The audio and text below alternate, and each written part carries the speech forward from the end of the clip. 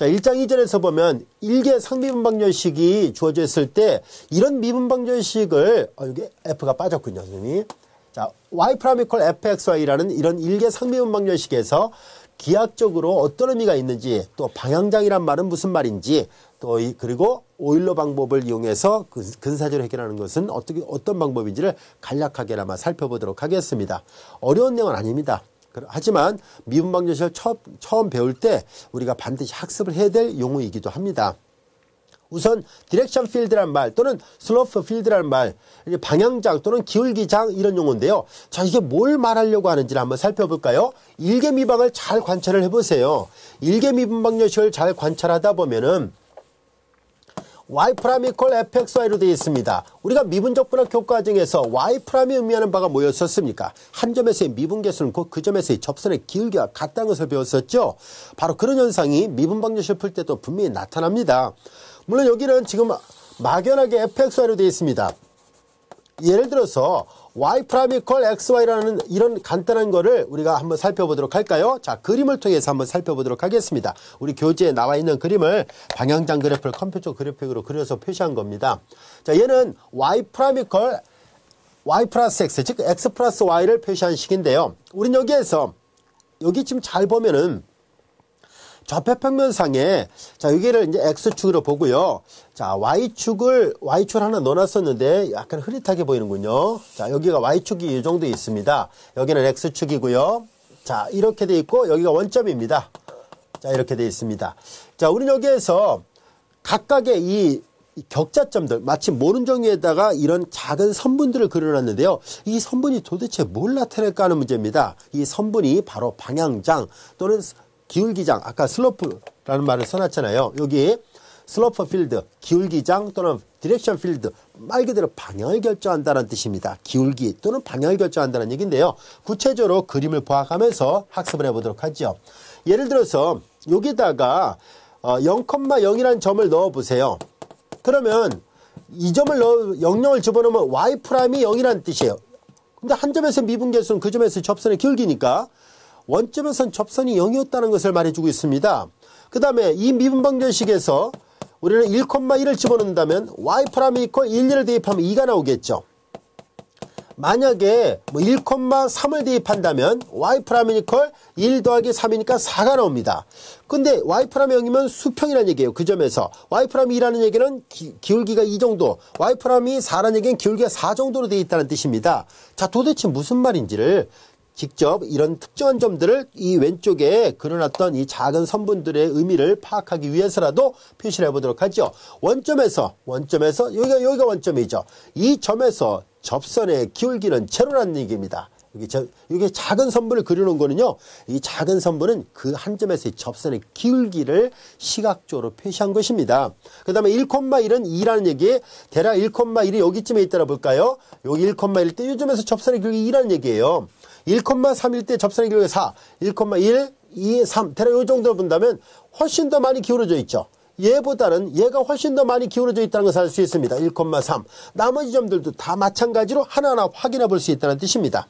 예를 들어서 1과 마이너스를 넣어볼까요?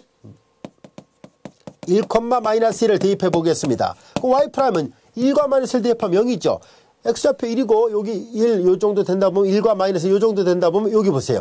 여기 보면은 접선의 기울기가, 이건 다른 색깔로 해볼까요? 이거 수평으로 돼 있잖아요. 이렇게. 요 점의 좌표가 지금 1,-1이라고 가정했을 때 접선이 수평으로 돼 있다는 것을 알 수 있습니다. 자, 이렇게 우리는 좌표 평면상에서 우리가 해곡선을 그림을 그려볼 계획인데요.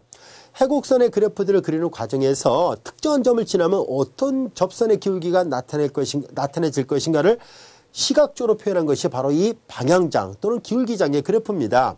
우리는 이 방향장의 그래프를 잘 따라가면 대략적으로 해 모양을 예측해 볼 수 있는데요. 물론 정확하지는 않습니다. 당연히 수학적으로 우리가 직접 계산해서 해를 구하는 것이 더 엄밀한 표현이겠지만, 일단 만약에 어떤 미방이 너무 복잡하고 우리가 알고 있는 어떤 방법으로도 해가 쉽게 구해지지 않는다면 그때는 차선책이긴 하지만 이런 방법도 필요합니다 하는 것을 말하려고 합니다. 자, 그래서 기울기장 어떤 것인지 한번 볼까요? 자, 여기 보다시피 예를 들어서 여기는 계속 접선의 길이가 똑같죠? 일정하죠? 그러니까 대략 그래프가 이렇게 그려지겠구나 라는 것을 예상해 볼 수 있습니다. 그리고 또한 여기 잘 보면 여기를 통과하는 그래프들은 대략적으로 이렇게 이런 식으로 통과할 때 이런 식으로 그래프가 그려지겠구나. 물론 손으로 그리다 보니까 약간 부정확합니다. 대략 이런 그래프가 그려지지 않을까라고 예상할 수 있을 겁니다. 그래서 많은 해곡선의 그래프들을 예측해 볼 수 있습니다. 이런 식으로 대략 그래프가 그려지겠구나 하는 거예요. 되겠죠. 여기는 뭐 다 길게 이런 식으로 내려가고 있네요. 그래서 해곡선의 그래프를 그리려고 할 때 각각의 격자점에다가 모눈종이 같은 격자점 1,1, 1,2, 2,1, 2,3 이런 식으로 격자점에다가 이거 하나하나 다 대입을 해보는 거예요. 대입을 해서 요 점에서 기울기 얼마, 요 점에서 기울기 얼마 이렇게 손으로 하나하나 표시를 할 수 있겠죠. 물론 오늘날 이걸 다 손으로 하지는 않습니다. 컴퓨터 프로그램 여러 종류의 프로그램마다 이런 방향장이나 기울기장을 표시하는 그런 프로그램이 잘 만들어져 있어요. 그래서 우리가 명령어만 입력하면 쉽게 이렇게 방향장의 그래프를 그려줍니다. 그래서 우리가 하나하나 일일이 손으로 그릴 필요는 없습니다만 이런 그래프를 그려본 뒤에 대략 해곡선은 이런 식으로 그려지겠구나 하는 것을 예상할 수 있습니다. 이해되셨죠? 그래서 방향장이란 개념 이런 뜻이에요.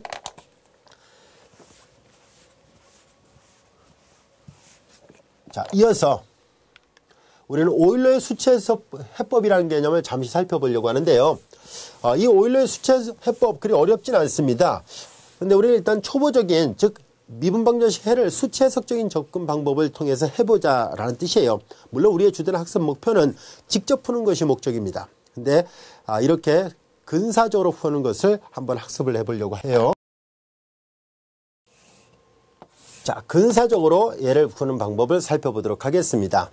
우리는 이 오일러 수체법이라는 개념 무슨 말인지 한번 살펴보려고 하는데요. 우리는 앞에서 방향장의 그래프를 그려봤었습니다. 한 점에서 실제 곡선은 예를 들어서 실제 곡선은 이렇게 지나는데 만약에 특정한 점에서 우리가 예를 들어 요 점의 좌표가 x0, y0라 가정할게요. 요 점에서 우리가 그 작은 선분으로 기울기를 표시하려고 합니다. 이 기울기를 표시할 때 그 기울기를 표시했던 요 작은 선분을 연장을 해보려고 합니다. 쭉 연장할 거예요. 얘네들을 쭉 연장해서 이 작은 선분을 이 특정한 점에 이 점의 x좌표가 x0, y좌표가 y0 이렇게 되어 있습니다. 이 점을 연결해서 이렇게 접선 그리듯이 하나 그려보도록 하겠습니다. 자, 그러면은 얘가 지금 해곡선입니다. 노란색은 어떤 해곡선이에요? 요거는 한 점에서의 방향장, 슬로프를 그린 것이고요. 자, 이렇게 됐을 때 이런 접선을 그렸을 때요.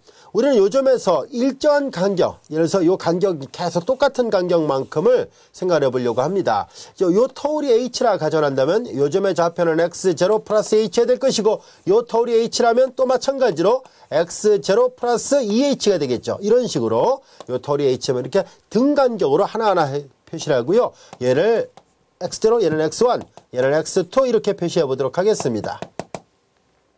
자, 이렇게 표시했을 때 우리는 이 해곡선이 노란색으로 이렇게 표시되어 있다고 봤을 때 우리는 여기에서 이 곡선이 y콜 fx콜이었다고 가정했을 때 우리는 요점에 x1을 대입했을 때 여기에 함수값이 y1이었다고 보겠습니다. 이 파란색 직선의 함수값이 y1이고요.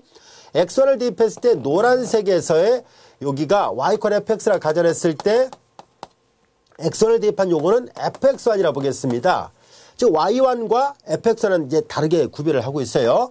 즉 여기 y1은 이 한 점에서 x0, y0는 한 점에서 접하는 접선상에 있는 y값이고 fx1은 노란색 해곡선이라 불려지는 그 곡선 위에 있는 값이에요.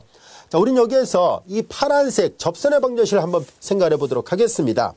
파란색 접선의 방정식을 표시하는 방법 여러분들이 잘 알다시피 한 점에서의 미분계수는 곧 그 점에서의 접선의 기울기죠. y 마이너스 y좌표예요. y0 접선의 기울기는 y 프라임 이렇게 돼 있죠. y 프라임 그리고 그 다음에 이제 x-x좌표입니다. 근데 여러분들이 잘 알다시피 미분방정식, 일개 미분방정식은 y 프라임 이퀄 fxy고 초기값 조건, 요 점을 통과하고 있죠. 그래서 fx0, y, fx0, y로 표시를 해야 되죠. 자, 이제 앞에서 했던 거, 요렇게 표시되어 있는 것을 말합니다. y 프라임 이퀄 fxy고 x가 x0일 때 y는 y0를 통과한다 이거거든요. 자, 이렇게 해서 초기값 조건을 만족하는 해를 정확하게 이 노란색 곡선을 찾아야 되는 것이 목적이지만 예를 들어서 이제 우리가 근사적으로 계산하는 방법을 배우려고 해요. y-y0 equal y 프라임 x-x. 이거는 이 파란색 접선의 방정식을 나타냅니다. 자, 우리는 여기에서 y 프라임은 보다시피 다시 쓰면 fxy를 쓸 수 있죠. 그리고 요 점을 반드시 지나죠. 그러니까 x0, y0 바꿔 쓸 수 있습니다. 얘를 바꿔 쓰니까 f x0 y0 이렇게 쓸 수 있겠죠. 여기까지 이해됐죠? 자, 이렇게 해서 표시가 가능하다는 것을 알게 됐습니다. 그리고 우리는 여기에서 이 파란색 직선은 x1일 때 y1을 통과하죠. 그래서 이 식의 양변에다가 x 대신에 x1, y 대신에 y1을 대입해 보도록 하겠습니다. x 대신에 x1, y 대신에 y1을 대입하면은 y1-y0 equal f x0, y0고 여기는 x1-x0 이렇게 되겠죠. 충분히 이해되죠? 직선의 방정식입니다. 그런데 이 그림을 보면 x1에서 x0를 빼면 h예요. 그래서 얘를 h로 바꿔 쓸 수 있다는 것을 알 수 있습니다. 그래서 y1은 얘를 넘기니까 y0 플러스 h 그리고 f x0, y0 이렇게 표시가 가능하겠군요. 그래서 우리는 원래는 이걸 찾았어야 돼요. 요 점. 이 노란색 점을 찾아야 되는데 자, 우리는 대응하는 이 노란색 곡선을 모를 때입니다. 이 곡선이 어떻게 표시되는지 모를 때 요 초기값 조건만 갖고 대응하는 접선을 하나 그어서 바로 이렇게 y1을 이용해서 근사적으로 fx1을 추정해 보려고 합니다. 그래서 fx1은 실질적으로 우리가 지금 막 구했던 y1과 같진 않아요. 그쵸? 왜냐하면 이만큼의 오차가 있거든요. 이만큼이 오차예요. 편차가 있지 않습니까? 이만큼이. 만약에 이 간격이 너무 넓으면 오차는 당연히 더 크게 됩니다. 실제로 우리 교재에도 보면 알 수 있듯이 이 간격을 5개의 칸으로 했을 때 각각의 이런 점들이 있죠. 이런 점들을 표를 보면 선생님이 여기다 화면상을 안 만들었습니다만 책에 보면은 이렇게 격자점들하고 실제 곡선상의 그래프하고 일치하지 않는다는 것을 알 수 있습니다. 즉, 이 간격이 너무 넓으면 편차가 크게 돼서 얘네들은 너무 크게 잡지 말고 약간 작게 잡아야, 예를 들어서 이 정도 잡아야 파란색이나 노란색이나 오차가 그렇게 크지 않겠죠. 그래서 이 x1이 x0에 충분히 가까이 있다면 이 오차도 많이 줄어들 거란 것을 예상할 수 있는데요. 이런 방법으로 미분방정식 해를 근사적으로 찾아가는 방법을 처음 제시한 수학자가 바로 이 오일러예요. 그래서 이것을 우리는 오일러의 수치 해석적인 방법이다 라고 얘기를 합니다. 그래서 나름대로 미분방정식의 해를 쉽게 구할 수 없을 때 또 사용할 수도 있는 그런 방법이고요. 이런 형태는 나중에 교재 21장에서 따로 학습을 할 수 있습니다. 그래서 우리 지금은 해를 손으로 직접 구하는 거, 이렇게 일일이 오차를 계산하는 컴퓨터를 이용해서 하나하나 계산한 것은 지양하고 주로 필사를 통해 해를 정확하게 구할 수 있는 그런 해법 위주로 먼저 학습을 하도록 하겠습니다. 그리고 이 방법을 계속 반복할 수 있습니다. 이 방법을 계속 반복한다면 똑같이 또 계속 반복을 해요.